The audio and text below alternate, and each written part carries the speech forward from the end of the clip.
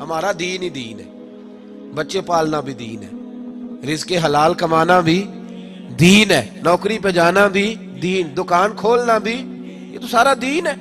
ہمیں تو دنیا داری دی نہیں، ہمیں تو دین ہی دین دیا ہے نبی پاک صلی اللہ علیہ وسلم۔ میرے عزیز، پہلی بات کہ اپنے ایمان کی مضبوطی، تگڑائی، اپنے ایمان پر مضبوط ہو کے، اور یہ جو روز فتنے نئے سے نئے پیدا ہوتے ہیں نا، یہ ہمارے ایمان کو ضائع کرتے ہیں۔ یہ جو ٹی وی پہ اسکالر بیٹھے ہوتے ہیں نا، یہ جو کہانیاں سناتے ہیں یورپ میں یہ ہوتا ہے، فلاں جگہ یہ ہوتا ہے، آپ یقین کریں مجھے بڑا دکھ ہوتا ہے جب میں کسی سیاستدان کی زبان سے یورپ کی بات سنتا ہوں۔ میں کہتا ہوں ظالم، تجھے ابو بکر صدیق بھول گئے؟ تجھے فاروق اعظم بھول گئے ہیں؟ تجھے بھول گئے ہیں سیدنا عثمان غنی اور مولا علی؟ تجھے کیا ضرورت پڑی تھی یورپ کی مثال دینے کی؟ تو نے حضرت عمر بن عبدالعزیز کو نہیں پڑھا؟ ایک نسخہ صرف حضرت ابو بکر کا سنے، صرف ایک۔ پہلے دن جب خلیفہ بنے تو حضرت ابو بکر صدیق سر پہ رکھ کے نا ٹوکری بازار چلے کاروبار کرنے، حضرت عمر نے روکا، کہا صاحب کدھر جا رہے ہو؟ آپ ہمارے خلیفہ ہیں۔ یہ بات صرف اس لیے سنا رہا ہوں کہ ان کا مہینہ ہے۔ حضرت ابو بکر سے بھائی کدھر جا رہے ہو؟ کہا میں بچوں کی روزی تو کمانی ہے نا، تمہارا خلیفہ بن کے بچے تو نہیں نا بھوکے مار دیں۔ انہوں نے اسے نہ پتا پاکستان چ بن جائیے تے 7 نسلیں رج جاندیاں نے، معاذ اللہ۔ اتنے تو کہتے ہیں آپ سابقہ وزیر اعظم کا کبھی خرچہ سنیں تو حیران ہو جائیں، یہ حشر ہے۔ حضرت ابو بکر صدیق رضی اللہ تعالیٰ عنہ کہنے لگے بچے تو نہیں بھوکے مارنے، کہا واپس آئیں، ہم مال غنیمت سے آپ کی تنخواہ مقرر کرتے ہیں۔ بیٹھک بیٹھی، صحابہ بیٹھ گئے، جرگہ بیٹھ گیا، مشورہ ہونے لگا کتنی تنخواہ لگائیں، کتنی لگائیں۔ حضرت علی شیر خدا فرمانے لگے مشورہ کرنے کی کیا ضرورت ہے، ابو بکر سے پوچھ لو ماہانہ خرچ کتنا اتنا دے دیں گے۔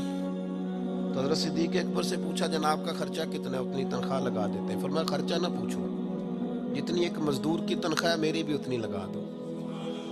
کتنی؟ کس کی تنخواہ؟ بول کے بتائیں، سارے بولیں۔ جتنی مزدور کی تنخواہ ہے میری بھی۔ تو حضرت علی کہنے لگے اگر آپ کا گزارا نہ ہوا تو یہ اس اصول پر حضرت ابو بکر صدیق نے معیشت کا نظام رکھا، اس اصول پر کہا جناب اگر آپ کا گزارا نہ ہوا تو سنہری حرفوں سے لکھ لینا دل کی تختی پہ جناب صدیق کا فرمان، کہا اگر آپ کا گزارا نہ ہوا تو حضرت ابو بکر صدیق فرمانے لگے اگر میرا گزارا نہ ہوا تو میں مزدوروں کی تنخواہوں میں اضافہ کر دوں گا، میں مزدوروں کی تنخواہوں میں۔ فرمایا جب ان کا گزارا ہوگا تو ابو بکر کا بھی ہونا شروع ہو جائے گا۔ جس قوم کے اندر بادشاہ کی اور مزدور کی تنخواہ ایک برابر ہو وہاں قتل نہیں ہوتے، وہاں ڈکیتیاں نہیں ہوتی، وہاں چوریاں نہیں ہوتی، وہاں چھوٹے بڑے کی تمیز، پھر باقی پھر مساوات، عدل، پیار قائم ہوتا ہے۔ اور جہاں بادشاہ کا بیٹا پرائیویٹ جہاز میں گھومے اور غریب کا بچہ بیمار ہو جائے تو اس کو سرکاری ہاسپٹل میں بیڈ بھی نہ ملے تو پھر وہاں لوگ تنگ آمد بجنگ آمد، وہاں لوگ بندوق اٹھاتے، وہاں قتل و غارت ہوتی ہے، لوگ حق چھیننے نکلتے، عام دام برسرے۔ مطلب پہلی بات ایمان کامل، اور دوسری بات ہر چیز سے بڑھ کر نبی پاک کی تعظیم، ہر چیز سے بڑھ کر۔ ہم نبی پاک کے معاملے میں جذباتی ہیں اور جذباتی ہونا بھی چاہیے۔ یہ آپ کو غلط قائل کیا جاتا ہے کہ نبی پاک صلی اللہ علیہ وسلم نے معاف کیا تو مولوی آپ کو جذباتی کرتے ہیں۔ بھائی نبی پاک نے معاف کیا اپنے بے ادب کو، کسی صحابی نے معاف نہیں کیا۔ میری بے ادبی کرنے والا مجھ سے معافی مانگے گا، میرے چھوٹے بھائی سے نہیں مانگے گا۔ تو نبی پاک کے بے ادب کو نبی پاک معاف کر سکتے ہیں، امتی معاف کر سکتا؟ آپ تمام کتب سیرت اٹھا کے دیکھ لیں، جب رسول پاک صلی اللہ تعالی علیہ وآلہ وسلم کے بے ادب اور گستاخ فتح مکہ کے موقع پر بھاگ گئے تو انہیں جو بندہ بھی مشورہ دیتا تھا یہی مشورہ دیتا تھا کہ کسی طریقے حضور تک پہنچ جاؤ گے تو بچ جاؤ گے۔ نبی پاک تک کسی طریقے چھپ چھپا کے، حبار بن اسود کو بھی لوگوں نے یہی کہا، دیگر بھی سب لوگوں کو یہی کہا کہ نبی پاک تک پہنچ گئے تو بچ جاؤ گے۔ کہیں غلطی سے عمر کے ہتھے نہ چڑھ جانا، کہیں علی کے قابو نہ آ جانا، کہیں عثمان غنی اور ابو بکر صدیق کے قابو نہ آنا، پھر نہیں بچو گے۔ امت مسلمہ کے جوانوں تمہیں غلط قائل کیا جاتا ہے، اسلام جو ہے جی وہ صرف بات کرتا ہے درگزر کی اور معافی کی۔ اسلام جذباتی بات کرتا ہے، لیکن کس میں؟ جب رسول اللہ صلی اللہ علیہ وسلم کی بے ادبی کی جاتی ہے۔ ادھر دیکھو، اور ایک بات اور بڑے ٹھنڈے دل سے سمجھا رہا ہوں، ہم اگر نبی پاک کے ادب کے قائل ہیں تو حضرت عیسیٰ علیہ السلام کے ادب کے بھی قائل ہیں، ہم حضرت موسیٰ علیہ السلام کے ادب کے بھی قائل ہیں ہماری شریعت کے اندر حضرت یوسف کا گستاخ بھی کافر ہے. ہاں ہمارا دین جو ہے وہ تمام کا ادب سکھاتا ہے، بلکہ اگر کوئی کسی باطل کو پوچھتا ہے تو ہم دلائل کے ساتھ اس کا رد کرتے ہیں.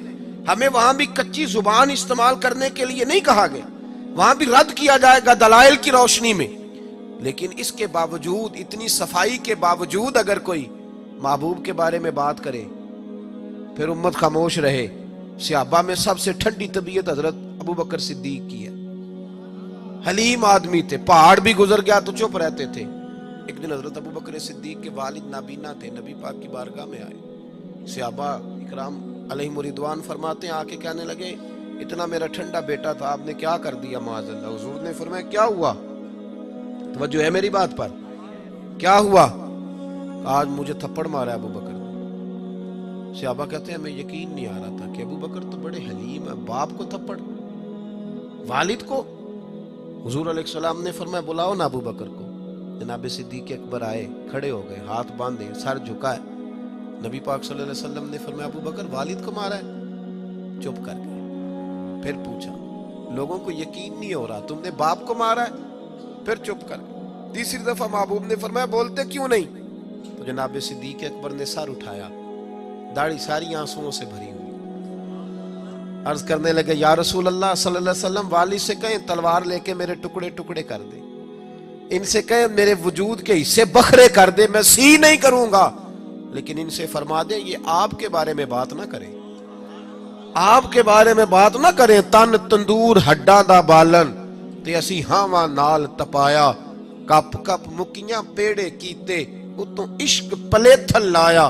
تن دا سالن من دی ہانڈی اتوں لون صبر دا پایا. غلام فریدا وے میں ساری تیری، غلام فریدا میں ساری تیری، تینوں اجے یقین نہیں آیا؟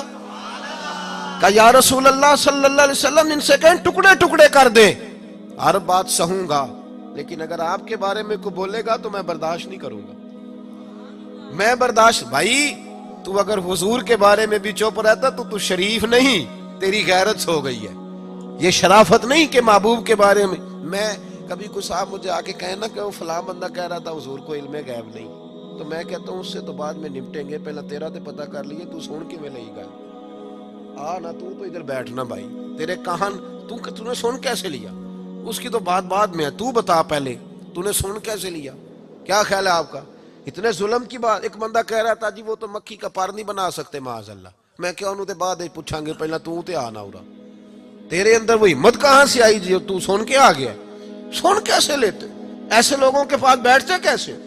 کس طرح تمہاری طبیعت گوارا کرتی ہے اس ظالم کے پاس بیٹھو جو میرے محبوب علیہ السلام کے صحابہ کے بارے میں بات کرے، اہل بیت نبوت کے بارے میں بات کرے؟ کس طرح طبیعت میچ ہوتی؟ اس کے ساتھ بیٹھ کر چائے کا کپ کیسے پی لیتے؟ کس طرح تمہارے اندر طاقت آتی؟ یہ اپنے اندر غیرت ایمانی پیدا کریں. ہمارا وہی سجن ہے جس کا مصطفیٰ سے پیار ہے، اور جس کا نبی پاک سے پیار نہیں، ہمارا اس سے کوئی تعلق ہے، ہمارا اس سے کوئی رشتہ. امیر ملت حافظ پیر جماعت علی شاہ صاحب محدث علی پوری رحمت اللہ تعالی علیہ فرمایا کرتے تھے، آپ فرمایا کرتے تھے مصطفیٰ سے پیار کرو گے تو بچ جاؤ. کیا خوبصورت جملہ ہے. اور فرماتے تھے حضور کی تعظیم کرو گے تو بن جاؤ گے، خود بن جاؤ گے، اللہ تعالیٰ تمہیں عزتوں سے نواز دے گا. اب تیسری بات کی طرف آئیں. حضور کی تعظیم بھی کرنی ہے اور نبی پاک کی فرما برداری بھی کرنی ہے. جو حضور کہیں وہ کرنا ہے. توجہ ہے میری بات پر؟ ادھر دیکھیں، جو حضور کہیں کہ گنجائش لبنی جی. آپ دیکھیں اب تھوڑا تھوڑا بولتے ہیں، اب تھوڑا تھوڑا نہیں جنہیں کرنا ہے ہوتے کوندے نے پہ. حکیم کوئی سیانا ہونا بڑا دور سمجھدار حکیم، تو وہ نسخہ بتائے تو بندے کہتے ہیں کاغذ قلم لاؤ لکھ لیں. صحیح ہے نا جی، لکھتے ہیں نا جی. بلکہ حکیم تو نسخہ دیتے ہی نہیں تھے، وہ قبروں میں لے گئے ساتھ، اللہ ماشاء اللہ دیا ہی نہیں. اس لیے حکمت زیادہ پروان نہیں چڑھ پا رہی. یاد رکھیں کوئی سیانا بندہ بات کرے تو لکھ لینی چاہیے، تو اگر مصطفیٰ ہمیں کچھ سمجھائے.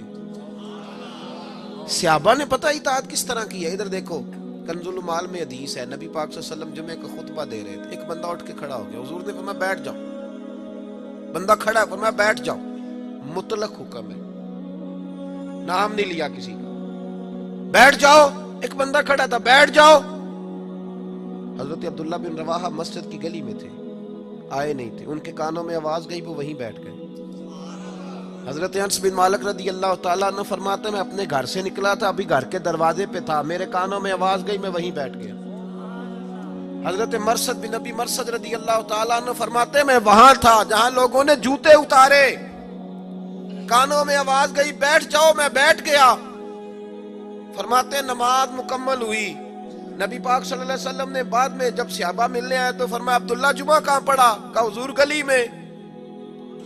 وہاں کیوں بیٹھے تھے؟ کہا یا رسول اللہ آپ نے تو کہا تھا بیٹھ جاؤ۔ اور تمہیں کب کہا تھا؟ تو اس کو کہا تھا۔ انس تم کہاں تھے؟ یا رسول اللہ گھر کے دروازے پہ۔ کیوں؟ حضور آپ نے تو کہا تھا بیٹھ جاؤ۔ نبی پاک صلی اللہ علیہ وسلم نے فرمایا مرثد بن ابی مرثد تم کدھر تھے؟ حضور وہ کونے میں جگہ ملی وہیں تھا۔ وہاں کیوں؟ حضور آپ نے کہا تھا بیٹھ جاؤ۔ میرے محبوب نے فرمایا میں نے تو اس سے کہا تھا، حضور آپ نے نام نہیں لیا، جس کے کان میں آواز گئی وہ یہی سمجھا کہ میرے لیے حکم ہو رہا ہے۔ یہاں نام لے کے نامینیٹ کر کے بھی حکم کرو تو بندے کہتے ہیں وہ دوسرا نہیں کر سکتا، کچھ ساری شریعت معاذ اللہ میرے لیے۔ حضور نے مطلق